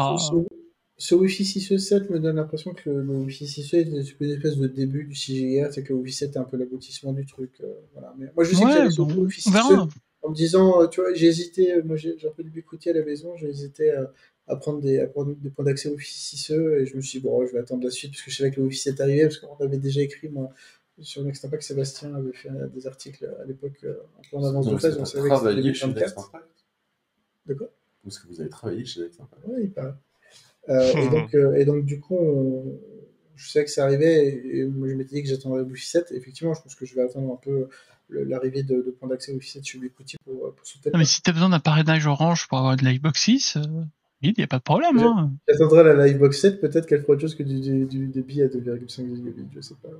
Ah, oui, bah là c'est plus structurel comme changement, c'est pas juste la box.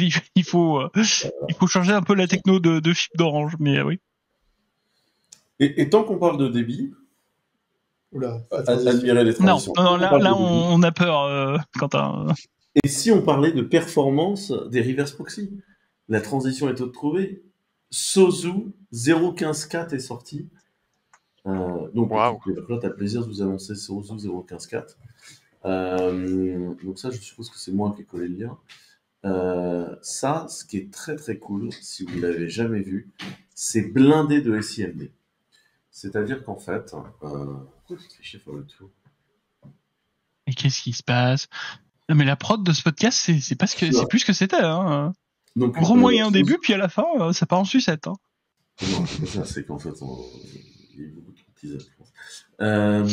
Donc Sozu 0.15.4, ce qui est très intéressant, on a énormément de SIMD à l'intérieur. Donc vous savez, c'est les instructions spécifiques qui permettent de targeter dans le CPU et d'utiliser massivement les points d'intérêt dans le CPU. Donc ça, très utile. Et donc c'est assez beau à regarder en termes de code. Et surtout, l'intégration de plus en plus forte de Kawa, qui est la librairie HTTP en ROS qu'on a faite, qui va permettre ensuite de faire les conversions automatiques HTTP1, HTTP2, HTTP3. Donc ça, c'est assez cool. C'est un gros boulot qui est en cours, qu'on est en train de livrer. Et je salue l'équipe qui a fait cette release, sachant que normalement, il y a toujours TubeCheese qui permet de faire fonctionner Sozu sur les environnements Kubernetes. Je dis ça alors, si jamais quelqu'un fait du Kubernetes. Je sais pas. Alors Denis, comment ça se fait que c'est pas toi qui nous en parle ? C'est une très bonne question. C'est juste que si tu veux un ingress qui marche sur Kubernetes, celui-là il est pas fait en Go. Ok. Bah écoute, j'ai du travail la semaine prochaine, allez. Et du coup, tes instructions SIMD, elles ont une plaque d'immatriculation, chaque instruction, comment ça se passe? C'est un peu le principe de l'instruction qui. Ah, ben voilà. Parce que j'ai vu à quoi ça ressemble dans Binaire.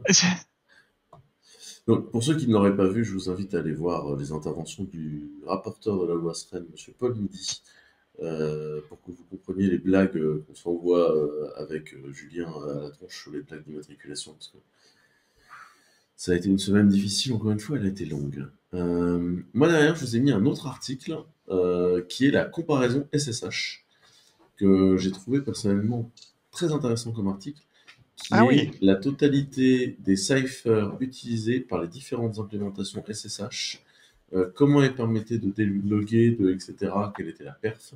Et j'ai trouvé que c'était très, très, très intéressant.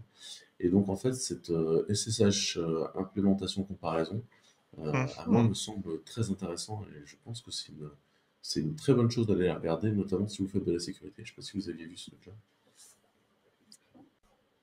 Cool. Et là, il y a Denis qui se dit, en fait, j'utilise moi quoi comme implémentation chez moi? C'est une bonne question. Non, mais si tu veux faire du SSH, tu prends le client de Windows 11 qui est très bien. L'implémentation de PNSH pour Windows, c'est le futur. Il y a longtemps que tu ne nous as pas parlé du terminal. Ah oui, le terminal. Non, mais attendez, on y va. Non, Quentin, il faut qu'on conclue. Nous sommes sur la conclusion, Quentin. Non, il y a encore quelques petits sujets là, rapidement. Il est 22h26, les enfants. On n'a pas parlé de Ben 1.03. Ah, Ben. Je vous offre cadeau. Je vous offre, en tant que non-rédacteur en chef de cette émission, un dernier sujet. Choisissez-le. C'est le dernier. Après, on libère nos auditeurs qui souffrent. Je vais aller chercher les liens de nos invités et le reste, on ira les déterrer un autre jour. Donc, la première chose, c'est que il y a eu un paramètre de l'AFUP sur pas mal de data venu de 10 ans. Ouais. Moi, voilà, je suis un petit peu le monsieur salaire de la tech, de la French Tech, et toutes ces sources là de données, c'est mon pain béni. Moi, quand j'ai des trucs comme ça, et donc il se trouve que l'AFUP, donc l'association des utilisateurs de PHP français, a un baromètre qui, depuis plus de 10 ans, je crois que c'est 11 ou 12 ans, et je vais me faire taper, je pense, pour pas savoir. Donc ils ont récolté les données de leur des gens qui font du PHP et sur 10 ans, et donc du coup on peut voir l'évolution. Alors ils ont rajouté quelques questions au fil du temps, mais on a des graphiques qui remontent assez loin et c'est assez pertinent. Donc si jamais vous travaillez dans l'écosystème PHP, je vous invite vraiment à aller voir leur travail, c'est vraiment super intéressant. Alors, donc la campagne 2023 est lancée. Si vous travaillez dans l'écosystème PHP, il y a le forum PHP début octobre. Tout à fait. À venir, parce qu'il y aura et Deezer et Clevercloud qui sont sponsors de l'événement. Exact. N'hésitez pas. Et OVH. Toutes les équipes sont sur place. Non, parce qu'il n'y a pas d'OVH. Alors, déjà, on dit OVH Cloud. J'ai toujours un engagement moral auprès de Marie Vaillot sur le sujet. Tu me l'as rappelé d'ailleurs suite au précédent épisode. Marie, on t'aime toujours. Voilà.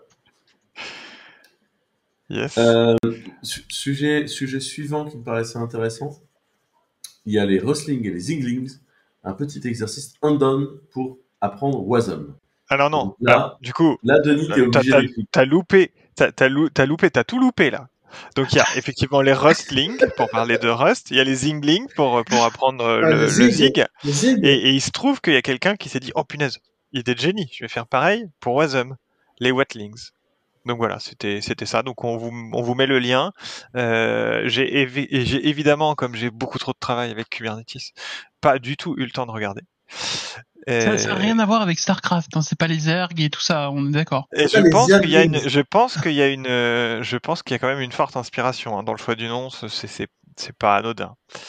Donc voilà, donc il y a une série de petits exercices, si vous voulez apprendre Wasm, les Wetlings, je recommande. Bien que je n'ai pas eu le temps de et d'ailleurs, moi, ce matin, j'ai trouvé un truc, j'en profite. J'ai trouvé qu'un mec de chez Boursorama, Boursobank maintenant. Non, Boursobank, s'il te plaît, c'est fini. Boursorama. Boursobank, s'il te plaît. C'est à partir du 2 octobre, d'ailleurs, c'est le jour de mon anniversaire. N'hésitez pas à envoyer vos cadeaux, je prends. Il y a un mec de Boursorama qui a travaillé sur un truc. Je recherche le nom parce que je l'ai tweeté ce matin. c'est du scripting en Zig. Quel est le nom de ce truc? Attends, je l'ai perdu. Est-ce que peut-être c'était dans le ZAG que tu cherches, le ZIG? Non, c'est Buzz, voilà, ça s'appelle Buzz. C'est un langage de scripting qui est basé sur Zig, qui est un langage bas niveau qui essaie de faire des choses différemment de Rust, avec des points positifs, des points négatifs, chacun se fera son avis. Mais effectivement, on a un acteur français qui s'amusait à faire un petit langage de scripting basé là-dessus. C'est intéressant à aller regarder, jouer avec. Enfin, voilà, mais faites du V, c'est mieux. Merci David. Influenceur V. Yes. Et HTMX. Et moi, je suis pour que les gens fassent du WASM. C'est comme ça qu'est construit le futur Functional Service de Clever, qui a envoyé ses premières bêtas la semaine dernière. Enfin, ses premières alphas privées la semaine dernière. On a des gens qui le testent. Ouais. Moi, je le teste beaucoup depuis. Il y a des gens qui m'ont dit, genre, c'est gentil, mais c'est un peu raw. C'est un peu quoi? C'est un peu raw.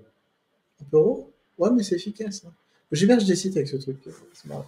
Enfin, tu parlais de ton Promax, Quentin? C'est un peu raw. Non, je n'ai toujours pas mon Promax. Il a toujours pas son Promax. Merde, chier. Bon. Est-ce qu'on se déplace vers la fin de ce podcast oui, j'ai faim. J'ai faim. Tout à l'heure, on parlait de cubelettes. J'imaginais des côtelettes. Moi, je suis à deux doigts du coma. C'est bon, on finit, on termine là. Encore le temps. Non, juste les dates de l'épisode. Les dates du FOSDEM 2024 ont été communiquées. Comment, Denis, tu définirais le FOSDEM? Ouf. Un regroupement de libristes. Oui, mais même pas forcément. Non, mais ouais, un rendez-vous d'enthousiastes du libre et de l'open source en général, avec tout type de niveau et des frites et des gaufres en fait, surtout. Surtout. Ah, frites et gaufres, ça m'intéresse. Et un peu de bière, je pense. Et un peu de bière et un peu de... Je laisse la bière. Tu vois, ça fera des libristes heureux, ils auront plus de bière.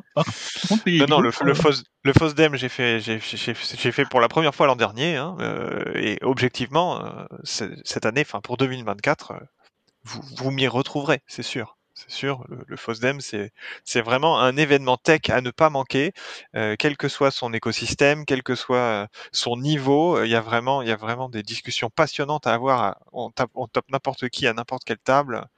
On va sur n'importe quel track, il y a des choses à apprendre. Voilà, donc les dates, pardon, comme d'habitude, c'est début février et ça doit être le 3-4 février, en même temps que le jumping de Bordeaux. Pour ceux que ça intéresse, c'est tous les ans pareil. Voilà, on dirait qu'ils se synchronisent. Je dis ça parce que ça fait chier ma femme. Et puis c'est de Bordeaux. C'est à Bruxelles. Je tiens à préciser quand même que nous n'avons pas éclusé les liens intégralement prévus de ce podcast. Mais avant ça, je vous propose de laisser Ultra Vomit faire la musique de l'épisode, le tout sur Deezer. Donc, je vous laisse avec un chien géant que vous pouvez retrouver ce week-end à Nantes, vu que ce sont les géants de Royal Deluxe. Je ne sais pas qui a mis ce lien, mais c'était hyper. Je vous remercie tous pour votre collaboration cette semaine dans ce podcast. Vous avez été magnifiques, vous avez été beaux, vous avez été splendides. Vous avez pris des coups, vous en avez rendu. Vous avez dépassé complètement les temps horaires du temps d'épisode. Ah oui, là on a tout éclaté là. Nous avons au moins le contenu de faire un 3e épisode.